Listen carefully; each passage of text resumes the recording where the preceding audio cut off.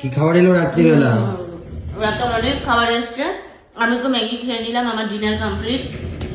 এরা তো ভাত খাবে, তো এদের জন্য এসছে এই যে একদম সরু সরু চালের রাইস, দুবাটি রাইস। কি দুবাটি এনেছো?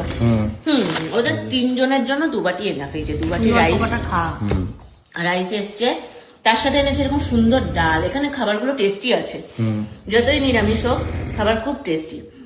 এই যে ডাল এনেছে, তার সাথে এনেছে, দেখো ডালটা আমি আর খুললাম না, পড়ে যাবে। এই যে আলু ভাজা, এটাকে আলু ফ্রাই বলছে, কিন্তু দেখতে কিছুটা আলুর তরকারির মতো, আলুর দমের মতনই।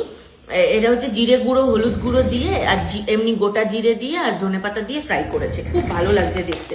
টেস্ট কেমন হবে এখন বোঝা যাচ্ছে না, খেলে বোঝা যাবে। তো এটাও এনেছে দু বাটি। এটা দু বাটি না আনলেও হতো, এক বাটিতেই তোমাদের তিনজনের হয়ে যেত। বল এক বাটি। ওটা কি থালি সিস্টেম? আলু ভালো খায়। হ্যাঁ ঠিক আছে।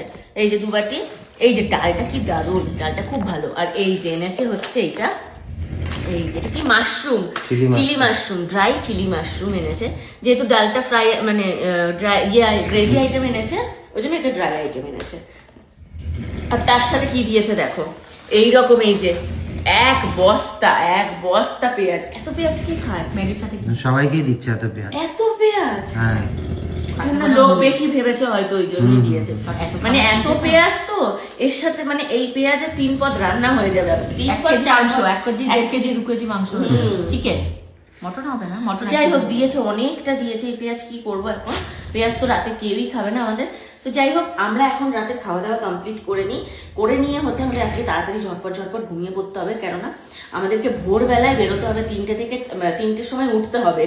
4টে থেকে 4:30-এর মধ্যে, 4টে থেকে 4:30-এর মধ্যে আমাদেরকে খাটু শ্যাম মন্দিরে পৌঁছতে হবে। না হলে নাকি বিশাল যে মানে এখানে ভিড় হবে। কাল যেহেতু সানডে পড়েছে, তো ওই জন্য আমরা তাড়াতাড়ি করে আজকে মানে খেয়ে দিয়ে ঘুমিয়ে পড়বো। পুজোটা সকাল সকাল দিতে হবে, আর তোমাদেরকেও তো অনেক ভালো ভালো ভিডিও শেয়ার করতে হবে।